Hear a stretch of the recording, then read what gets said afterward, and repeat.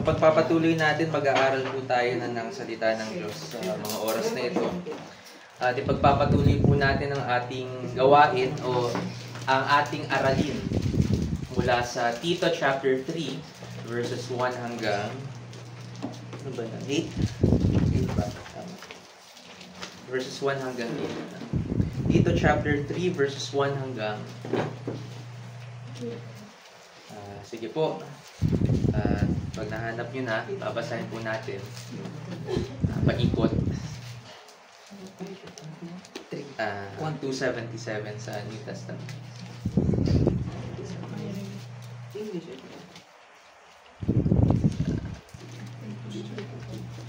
Tito 3:1. Tito 3, Titus. English. Sa Bibles na kulay blue, 277 sa New Testament.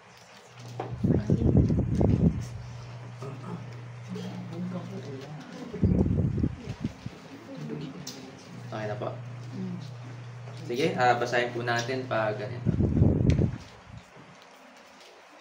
So verse 1, paalalahanan mo ang mga kapatid na magpasakop sa mga pinuno at may kapangyarihan, sundin ang mga ito at laging maging handa sa paggawa ng mabuti.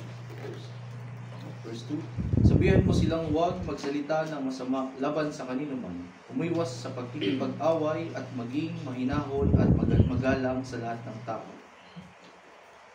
Verse 3. Noong una, tayo rin mismo ay mga hangal, hindi masunurin, naliligaw at naging alipin ng mga makamundong damdamin at lahat ng uri ng kalayawan. Naghari sa atin ang masamang isipan at pagkaingit. Tayo'y kinapuotan ng iba at sila'y kinapuotan din natin. Verse 4, ngunit nang mahayag ang kabutihan at pag-ibig ng Diyos na ating tagapagligtas,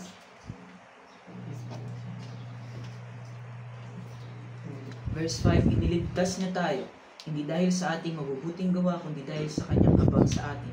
Tayo iniligtas niya sa pamamagitan ng Espiritu Santo na naghugas sa atin upang tayo ipanganak na muli at magkaroon ng bagong buhay.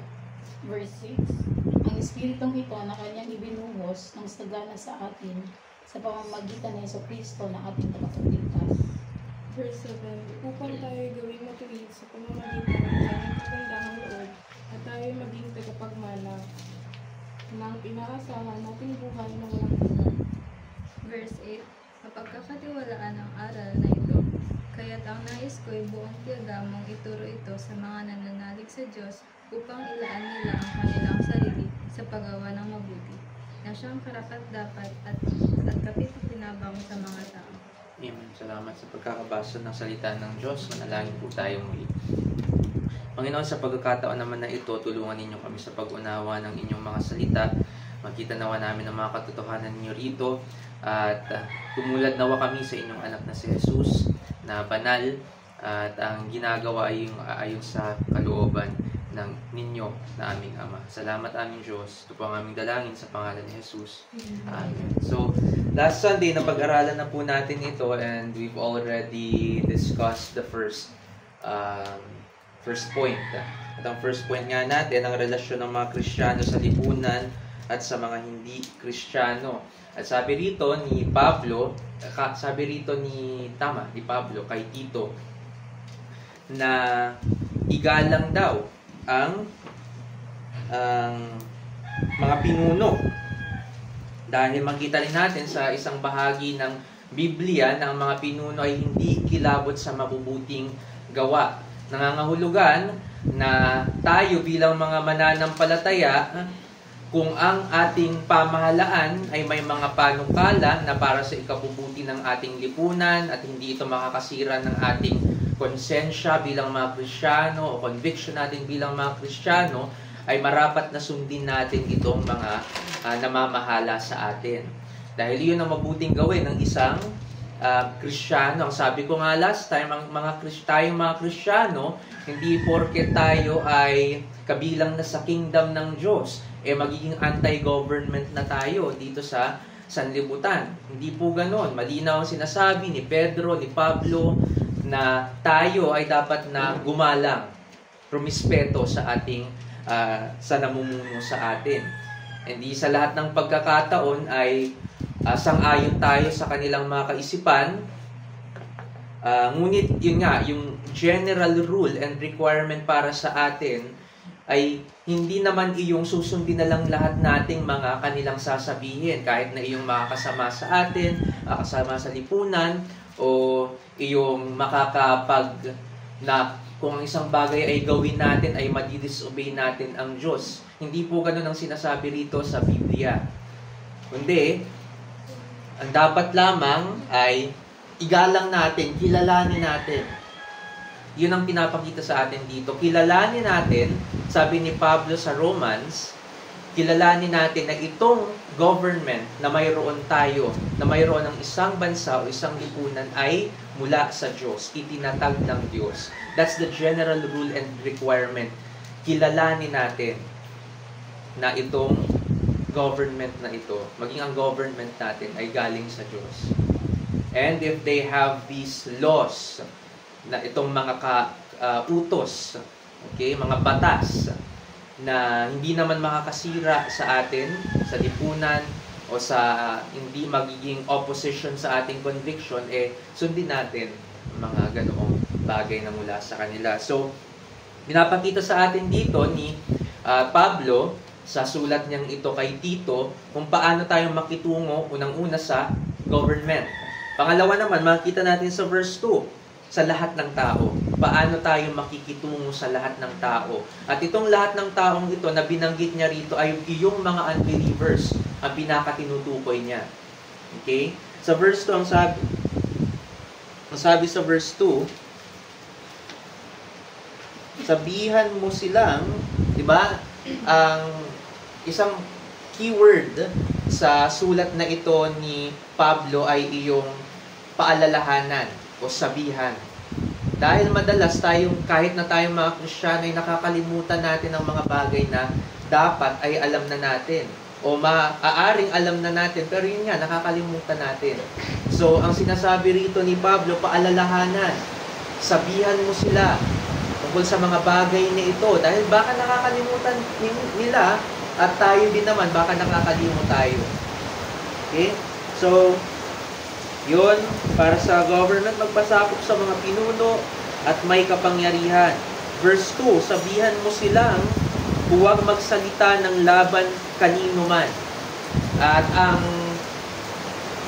meaning nga nito sa original rendering nito sa Greek is to revile at or to slander. Ang sinasabi lamang dito, huwag kayong mapanirang puri. Okay? Huwag kayong magsalita ng masama laban kanino man. Huwag kayong manira. Okay? Yun ang sinasabi dito ni Pablo. So, maaaring may mga tao tayo na, syempre, unbelievers na ang tinutukoy dito ni Tito. Okay? Yan ang tatandaan natin. Unbelievers ang tinutukoy pala dito ni Pablo, hindi ni Tito. Ang sabi niya, kahit na mga unbelievers ito, na subject na ito, na tinutukoy niya, is hindi natin dapat sila gawa ng masama. Okay? Kahit na sila'y gumagawa ng masama sa atin, marahil, hindi pa rin natin sila dapat gawa ng masama. Sabi nga, huwag nating gantihan ang evil. Diba? At mismo sa Biblia. Sabi pa rito, umiwas sa pakikipag-away. Sa English, be peaceable. Sabi ko nga last time na hindi lamang tayo dapat umiwas sa pakikipag-away, kundi maging peacemakers tayo. Hindi tayo dapat nagsisimula ng pag-aaway. Hindi rin dapat din na tayo ay tumigil ng mga pag-aaway-away or mag-mediate tayo sa kung sino man ang nag-aaway. Okay? Let's be peacemakers and be peaceable. Okay? Ang ibig sabihin ng peaceable dito is pag-iwas nga sa pag-away or non-combatant. So, pero hindi lamang yun sa physical na pakikipag-away o pakikipaglaban, kundi pananalita rin. So, yan, mas madalas, mas matapang tayo sa pananalita pero hindi natin kaya yung combat na pakikipag-away.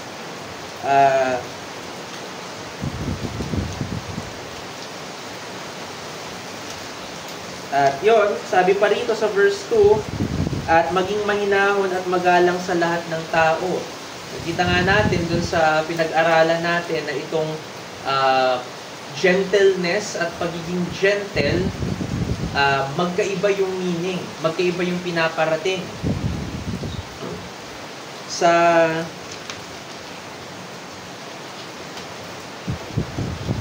maamo, sa pagiging maamo, kasi yung ginamit ko dito sa paggawa ko ng pinag-aaralan natin ay yung Ang Biblia 2001. So, ang translation doon is maamo, o sa English, gentle.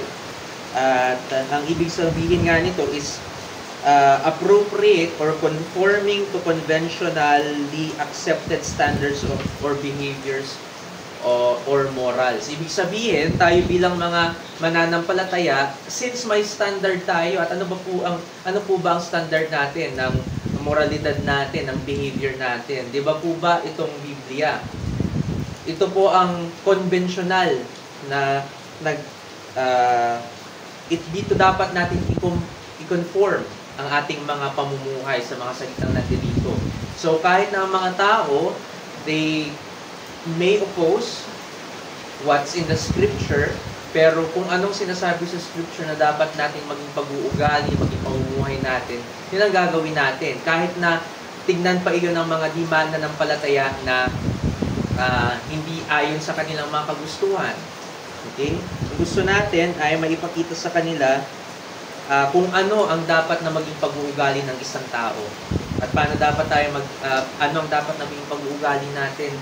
Bilang mga tao, bilang mga iniligtas tayo, dapat na maging mga makadiyos, maging mga banal. Kung hindi man nila maintindihan yun, ay at least nakapagbigay tayo ng witness kung paano tayo namumuhay bilang mga Kristiyano.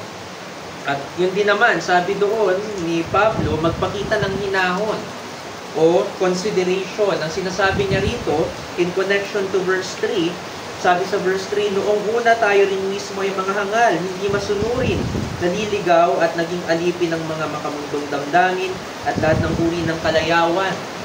So, ang sinasabi niya rito, maging o magpakita ng hinahon sa iba dahil ganito rin tayo sa kanila noon. Tayo rin naman ay katulad nila noon. Kung sila ngayon ay mga hangal pa rin, mga hindi masunurin, at itong mga sinabi pa rito ni Pablo sa verse 3, ganoon din naman tayo noon. Okay? So tayo bilang mga iniligtas, dapat na mas maintindihan natin sila kung bakit sila nagkakaganoon, kung bakit ganoon ang estado nila, kung bakit napakasasama nila. Pero hindi ko sinasabi at hindi rin ko tinuturo na itolerate natin sila. Sabi ko nga last time, ang role natin sa mundong ito bilang mga Kristiyano ay hindi lamang iyong basta magpakabait tayo before these men who are unbelievers. Hindi po ganoon. Kundi ang mag-witness ng pag-asa natin sa kaligtasan. We shouldn't tolerate their evil doings. Okay? Kasi baka ang isipin natin sa pagiging mahinahon o pagiging considerate sa mga tao, ang meaning na dito para sa atin, hahayaan na lamang natin sila sa kanilang mga pagkakasala. No, hindi po ganoon. Pagiging considerate is, intindihin natin na ganito sila dahil sila ay makasalanan at nasa kanilang mga laman pa rin sila. But that doesn't mean na hindi tayo dapat magpakita ng ating concern sa kanila, sa kanilang mga estado bilang mga makasalanan. In fact, ang nature ng virtue ng pagiging considerate is ang pagiging o pagpapakita ng hinahon, hindi po ito iyong hindi pag-imik. Kasi baka ang isipin natin, mahinahon tayo around before unbelievers dahil hindi tayo umiimik. Na kahit tanungin tayo kung anong pag-asa natin, wala tayong masabi. Hindi po ganun yun. Okay? Sabihin na, mahinahon ako, hindi ako sumasagot. Hindi po ganun yun.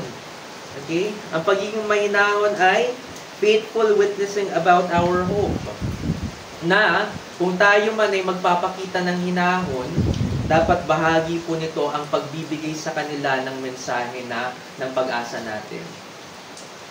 At hindi rin ibig sabihin na kung magpakita kayo ng hinahon o tayo ng hinahon, magiging kumbaga aalisin natin ang tapang natin. Hindi po ganoon. Actually, sa pagpapakita natin ng hinahon towards other people, dapat maging matapang tayo sa ating pinaniniwalaan. Dapat na may karunungan at may paninindigan nating ipaglaban ng ating pinaniniwalaan, yung katotohanan na ating sinasaligan o sinasandigan. Okay, so hindi ibig sabihin na ang pagpapakita ng hinahon ay pagtotolerate ng kasamaan. Hindi po ganon. O ganon nga. Bagkus, makakapagpakita rin tayo ng hinahon kung susuwayin natin sila. Dahil ang pagsuway, lalo-lalo na tayo na mga Kristiyano na nalalaman natin na kasalanan ng ginagawa nila, loving po ang pagsuway. Okay? Ang pagtatama. Huwag po nating isipin na loving kung hinayaan na lamang natin sila sa kanilang mga kaparaanan. Hindi po iyon loving. Actually, we hate them by doing so. Na hindi natin sila pinakialaman. Hindi po loving yun. Okay?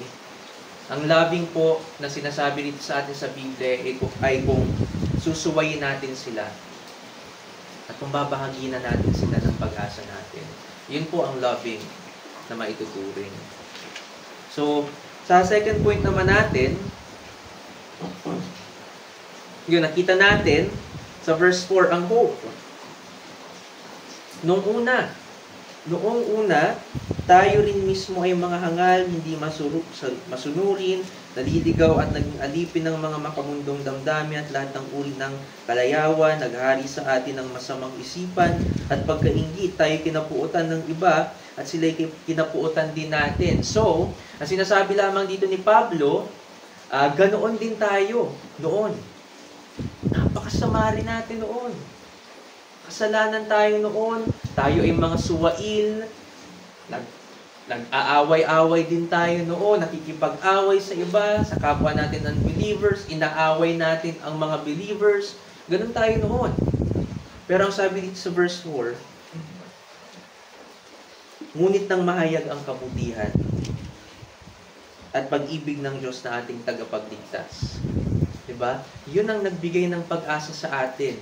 From being like those people na dinidescribe dito ni Pablo sa verse 3, verse 4 changes everything about us. Bakit? Ang Diyos. Ngunit ang Diyos. Again, napakahalaga initong ngunit na ito. Dahil hindi lamang natapos ang kapahayagan sa bad news na tungkol sa atin. Nagkaroon ng mabuting balita. At makikita natin ngayon sa verse 4. Ngunit nang mahayag ang kabutihan at pag-ibig ng Diyos na ating tagapagligtas. Yan.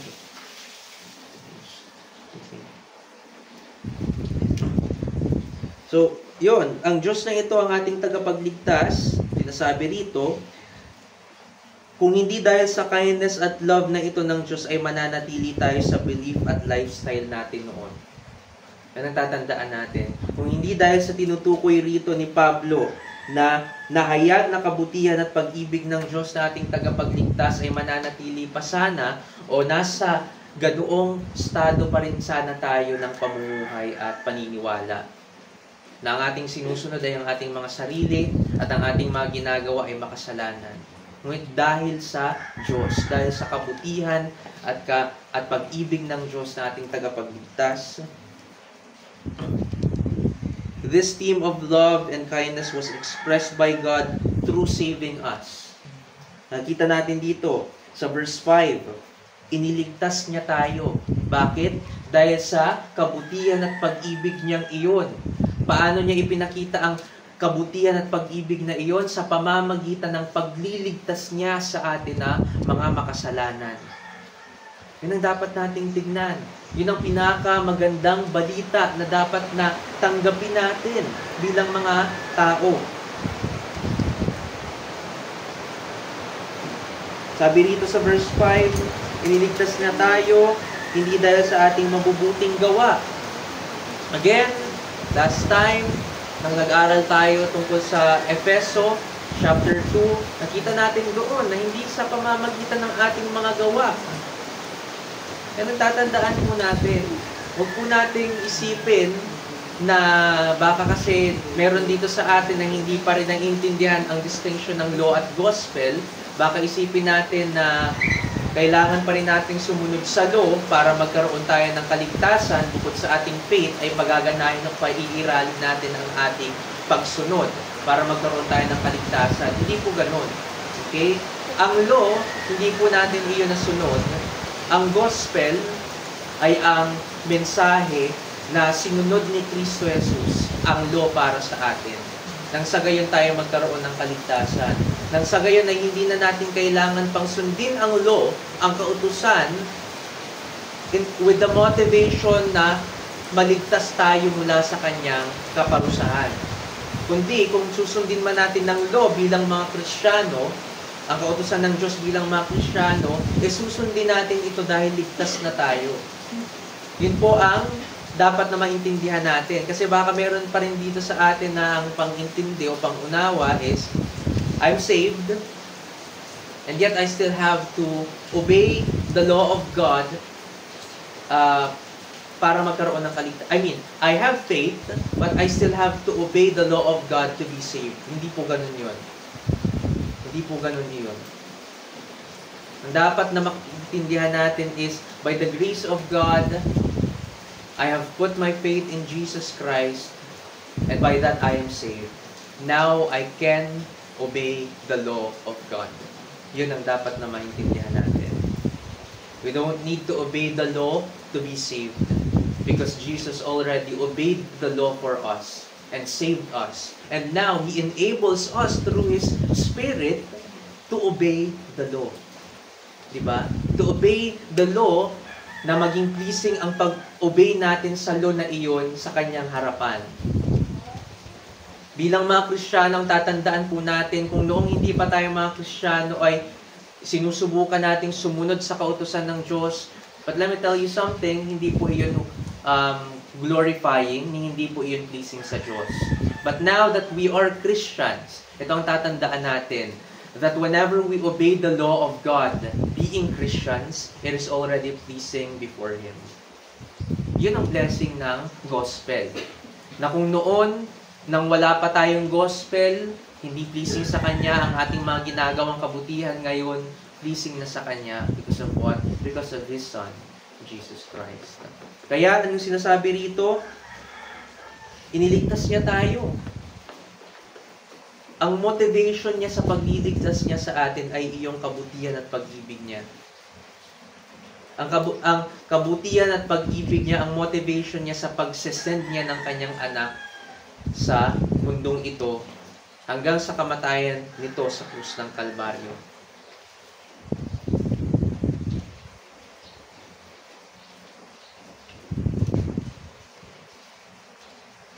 So, hindi dahil sa ating mabubuting gawa, kundi dahil sa kanyang habag sa atin. Habag. And yes, that is a very important word sa gospel. Again, if not because of the mercy of God, we will all be damned in hell. Lahat tayo ay mapaparusahan. So, anong pinakita ng Diyos sa pagsisend niya ng kanyang anak? His kindness, His love, His mercy. And His grace, of course. Yun ang kanyang ipinakita sa pagpapadala niya ng kanyang anak. Dahil sa kanyang habag sa atin. Di ba? Kung hindi po tayo kinahabagan o kinaawaan ng Diyos, wala po tayong maaasahan na kaligtasan. We'll all be damned. I mean, all of us will be damned. At ang unang step ng pagpapakita ng Diyos ng kanyang habag sa bawat isa sa atin is sending His Son. Sending His Son. Sabi pa rito, ligtas na tayo, yun nga, dahil sa kanyang habag sa atin, di ba? Always connect that to Always connect that two statement. Iniligtas niya tayo dahil sa kanyang habag sa atin. Hindi po iniligtas niya tayo dahil may mabubuti tayong gawa. Okay? Hindi po iniligtas niya tayo dahil kaligtas-ligtas tayo. None of us, again, is deserving of His mercy and grace. But again, He makes the undeserving deserving for that. Pero sa Kanya yun. It's on Him, not on us. We don't make ourselves deserving. Okay? Alalahanin natin yan. We don't make ourselves deserving by earning the merit of God for salvation. He gives it freely. He gives it graciously. Okay? Sabi pa rito sa verse 5, tayo ay iniligtas niya sa pamamagitan ng Espiritu Santo na naghugas sa atin upang tayo ipanganak na muli at magkaroon ng bagong buhay. Nakikita natin dito ang unang proseso ng Diyos sa pagliligtas niya sa atin. Ang paglilinis sa isang tao mula sa kanyang mga pagkakasala at sa pamamagitan ng ano yun? Espiritu Santo. Espiritu Santo. At ang paghuhugas na ito ay iyong sa theology ay yung tinatawag na born again o muling kapanganakan. Paghuhugas mula sa kasalanan at karumihan ng isang tao. Naniniwala tayo na ang paghuhugas ng Diyos sa isang tao ay kinakailangan upang ang taong iyon ay makatugon ng repentance and faith sa kanyang anak na si Jesus. Okay? Ang paghuhugas pong ito ay ang pagbibigay ng spiritual na buhay ng Diyos sa isang tao. Iyon po ang ibig sabihin ng pagiging born again. Dahil tayo, mga patay tayo sa kasalanan. Kailangan po nating buhayin na muli mula sa ating spiritual na kamatayan. And we cannot, hindi natin kaya na buhayin ang ating mga sarili o bigyan ang ating mga sarili ng spiritual na buhay. God gives that. Kapag tinrabaho na niya sa isang tao ang kapanganakang muli. So, sabi pa rito, ang pinagmumulan ng kapangyarihan ng pagbabago at pagpapabanal sa mga Kristiyano ay ang Espiritu Santo. So ang Diyos, siya ang nagpapanganak na muli sa isang tao at ang Diyos din naman sa persona ng Espiritu Santo ang pinagmumulan ng kapangyarihan ng pagbabago at pagpapabanal sa mga Kristiyano.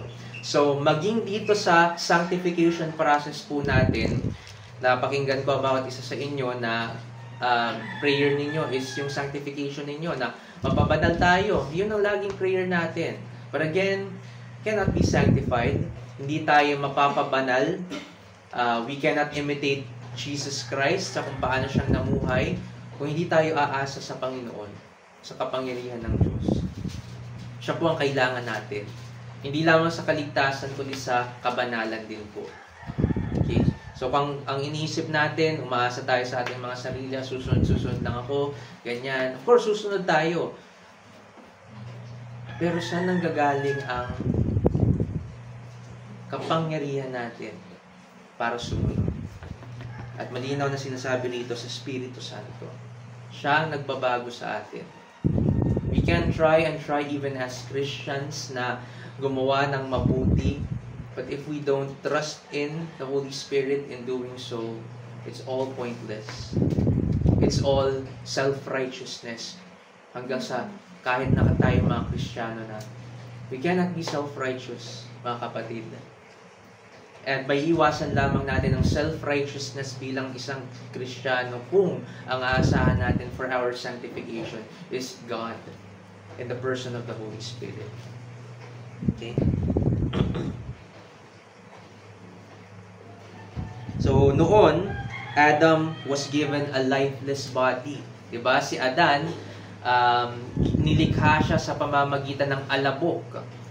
Pero nang nalikha siya, wala pa siyang hininga nung time na yon. He only received life by the breath of God.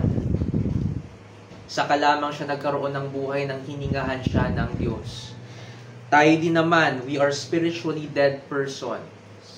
We are spiritually dead people and we need the breath of life from God para magkaroon tayo ng buhay. Yan ang dapat na makita natin. Diba? Makita natin, even from the Old Testament, napakaganda na ng mga pinapakita, ng reality na pinapakita sa atin tungkol sa ating salvation. Adam was a lifeless body. God breathed life to him. We are spiritually dead people, and God breathed the life of God to us. Breathed the spiritual life to us. Nawala tayo. So, born again ng Holy Spirit for a new and holy life. Verse 6, sabi rito, masaganang ipinagkaloob ng Diyos sa atin ang Espiritu Santo sa pamamagitan ng ating tagapagligtas na si Jesucristo. Masagana. Okay?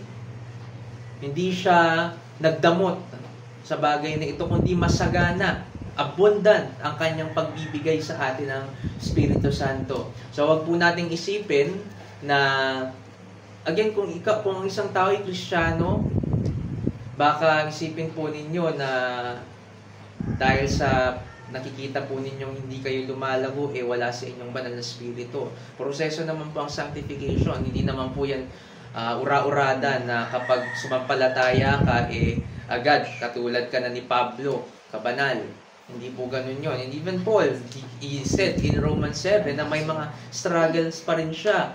So, kapag nakikita natin ang sarili natin na nagkakasala, ngunit huwag naman sana nating hayaan ang sarili natin na magpatuloy sa kasalanang iyon. We must trust God sa sanctification natin. Pero, huwag po tayong lumayo sa Diyos kapag nagkakasala tayo. Mas kailangan po natin ng Diyos. Lalo na sa panahon na tayo nagkakasala o lalo na sa panahon na tayo natutugso. So, makaisipin natin na that God doesn't want us when we are sinful. No, He wants us. Lalong-lalo na sa panahon na iyon. Dahil makikita natin that when He saved us, yung sa panahon na tayo napakamakasalanan, yung sa panahon hindi natin siya kilala. Tapos sasabihin natin na God doesn't want me because I'm so sinful. No, He wants you. Because He alone can save us. He alone can save you. Okay? Kaya, iyon ang pag-asa natin. At again, kapag nagliligtas ang Diyos, ipinagkakaloob niya ang Espiritu Santo ng masagana. At sa pamamagitan nino, verse 6, sa pamamagitan ng ating tagapagligtas na si Jesucristo.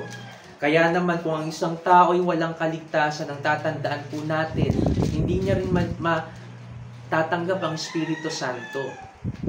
Okay? Dahil ang Espiritu Santo ay binibigay at ibinababa lamang sa isang tao kapag ang taong iyon, ang tagapagligtas na niya ay si Jesus. Napapakinggan ko sa prayer namin sa munisipyo sa Panganiban, yung gabayan daw kami. Mga believers yan, gabayan daw kami ng Holy Spirit, ganon. Ganyan. But again, that's the wrong understanding of how the Holy Spirit is given by God to a person. Again, ang banal na Espiritu, ang Espiritu Santo, ang gawain niya sa mga unbelievers, sabi sa Biblia, is to convict the world of sin. Yan ang sinasabi sa Biblia, to convict the world of sin. But to us, yes, to convict us from our sin, but for us to repent when He convicts us from our sin. Ganon kabuti ang Diyos sa atin. And sabi pa rito,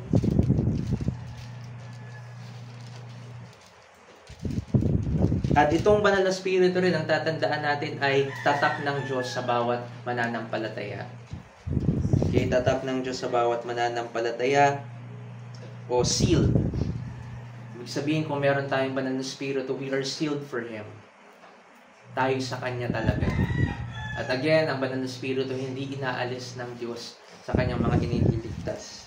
Tinatakan tayo ng banal na Espiritu at ito ay for authentication of our union with Christ for authentication. Ibig sabihin, ang ating pagiging isa kay Kristo at pagiging isa sa Diyos is authenticated by the Holy Spirit.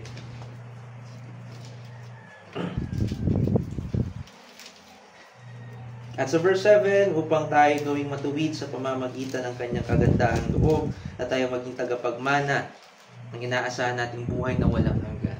Look at that. Ang Diyos, hindi lamang tayo iniligtas, kundi ginagawa rin tayong matuwid. At hindi lamang iyon, may pangako siya. Hindi lamang kaligtasan sa panahon na ito, kundi ang inaasahan nating buhay na walang hanggan. So we can hope na tayo ay mapupunta sa langit. And tayo lamang ang may matibay na pundasyon ng pag-asa natin kung bakit tayo mapupunta sa langit. Bakit? Dahil kung ang pag-asa natin ay si Jesus para sa ating kaligtasan. Kung naniniwala tayo si Jesus lamang ang tagapagligtas at ang ating tagapagligtas.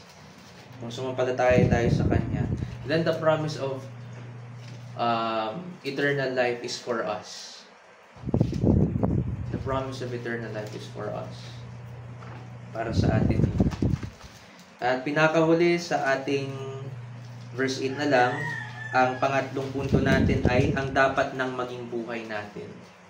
Ang dapat ng maging buhay natin dahil ano nga? Dahil tayo mga iniligtas na. So paano na tayo dapat mamuhay?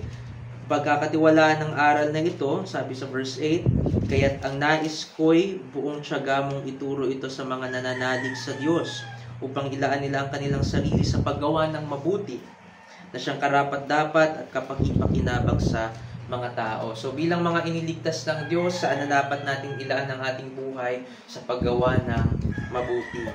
Tapat ang salita, ang sabi pa rito ni Pablo, o mapagkakatiwalaan ng aral.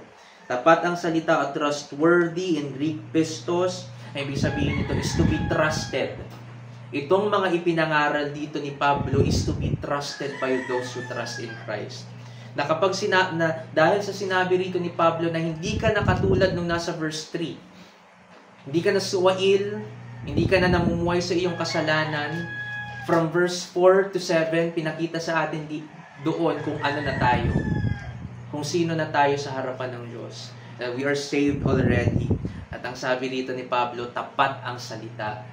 It is to be trusted that you are that person now dahil kay Kristo.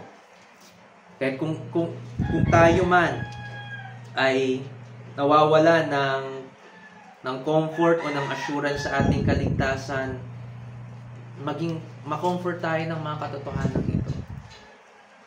Okay? As again, hindi ko sinasabing okay lang magkasala tayo. Hindi po ganun ang sinasabi ko. But be comforted that since we are saved, that our salvation is irrevocable. Na ang banal na spirito is nasa atin na, seal nga ito para sa atin.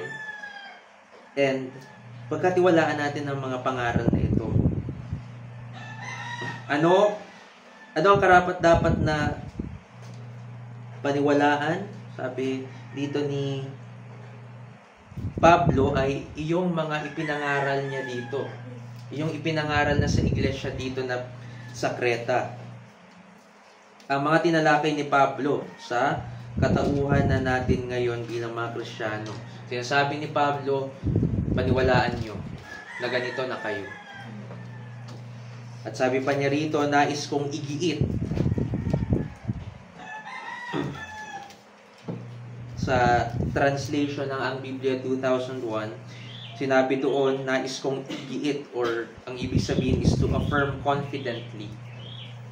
Ibig sabihin lamang nito na ipangaral nga yun ni Tito.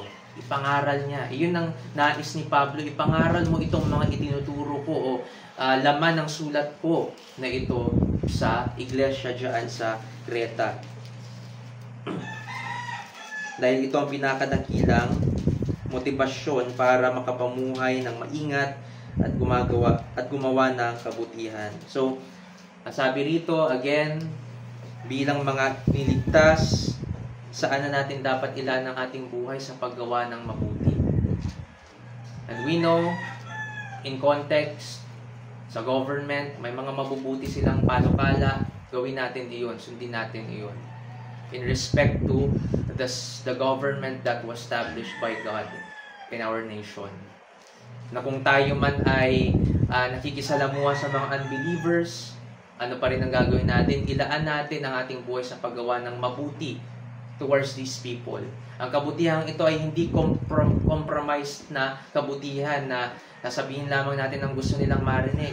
Pero itatago natin yung mga parang magmumukhang harsh sa pandinig nila. Hindi po ganon. Again, ang isang mabuting gawain towards unbelievers is to serve them still, but in serving them dapat na ipangaral natin, suwayin natin sila sa kanilang mga pagkakasala at ipangaral ng Ebanghelyo.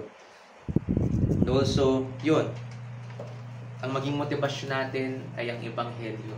Ang maging motibasyon natin sa paggawa ng kabutihan ay dahil sa ligtas na tayo. So last sentence, sabi rito,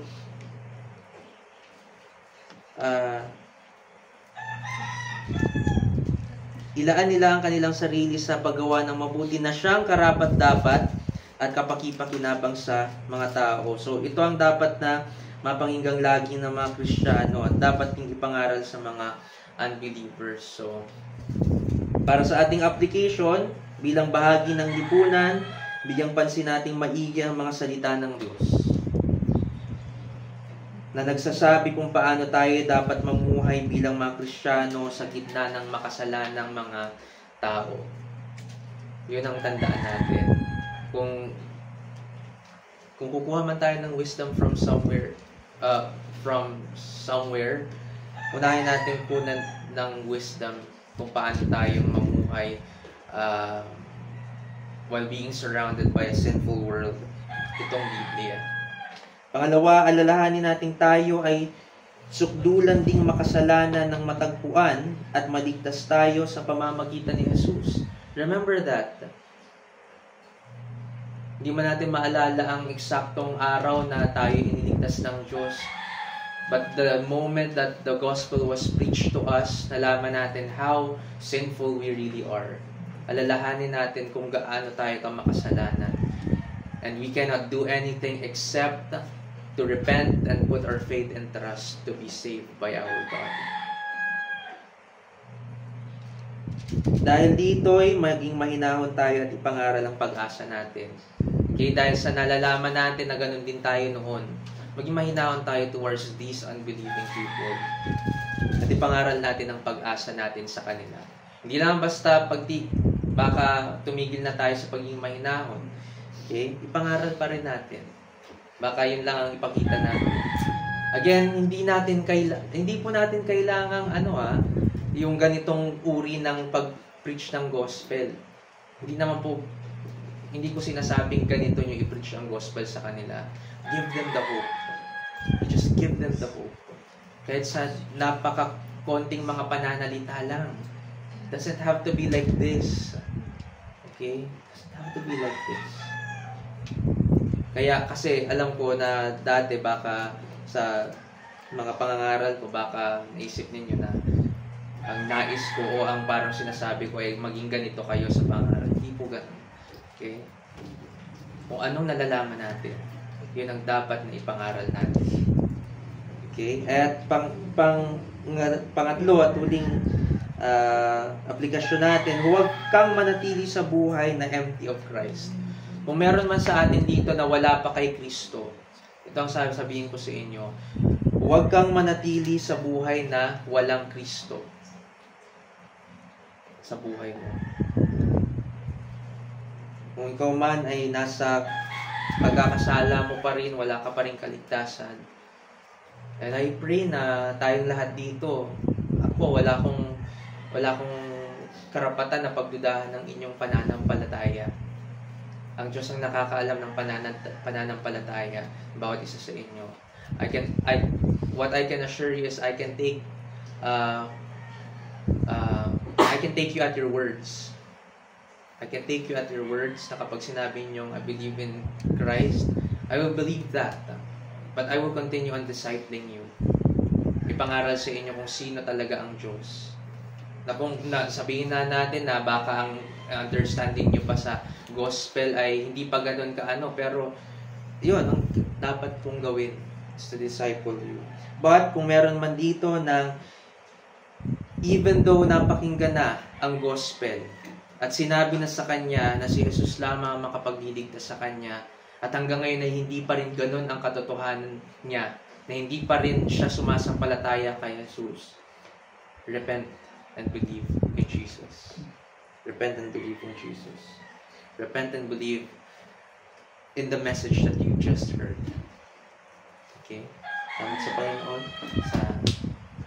Praise God, praise God. Sige, tayo ay sorry. Inaikot.